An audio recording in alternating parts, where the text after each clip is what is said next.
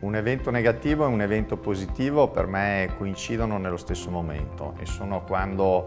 sono entrato nel mondo del lavoro a pieno titolo. Qui devo raccontare un po' una piccola storia. Mio padre è morto nel 1988 e ci ha lasciato che eravamo ragazzini. Pertanto dell'azienda non ci occupavamo, nulla sapevamo della gestione di un'azienda perché io avevo 17 anni.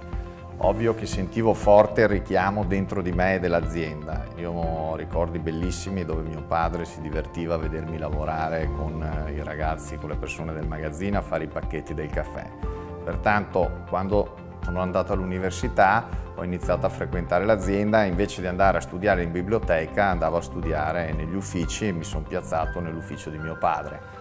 Da lì ho cominciato a vivere l'azienda e l'evento negativo è quando ti rendi conto che vuoi entrare nel mondo del lavoro e la persona che ti era stata indicata come la persona di cui aver fiducia, che era il braccio destro di tuo padre, che avevi sempre visto vicino a tuo padre, in realtà era la persona che più ostacolava e osteggiava l'ingresso mio e quello dei miei fratelli all'interno dell'azienda. E questo è stato veramente un passaggio importante della mia vita perché mi ha segnato molto in senso negativo, però allo stesso tempo, poco dopo, quando sono riuscito ad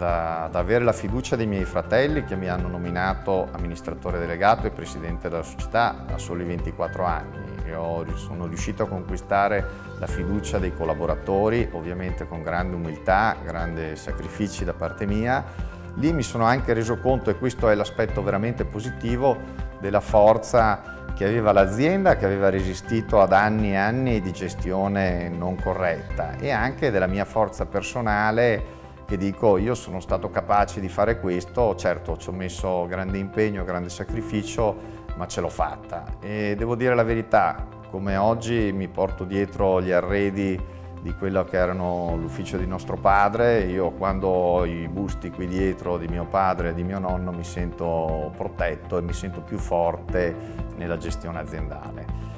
C'è un altro evento positivo che vorrei raccontare, è quando abbiamo costruito questo centro che è il centro DM, come dicevo, che ospita la nostra sede principale. E in quel momento io e i miei fratelli ci siamo guardati e abbiamo capito di aver smesso i panni dei figli cioè mio padre Giulio Dubini è stato un grande personaggio che ha legato il caffè DM al mondo delle auto d'epoca, è stato un personaggio famoso in tutta Italia, in Europa, era un uomo molto rigido e pertanto noi continuavamo a essere i figli di Giulio Dubini. Ecco, in quel momento in cui abbiamo costruito la nostra sede abbiamo fatto un'operazione veramente importante, abbiamo capito che eravamo noi i fratelli Dubini, proprietari della DM Caffè. E questi sono i due eventi positivi della mia carriera imprenditoriale.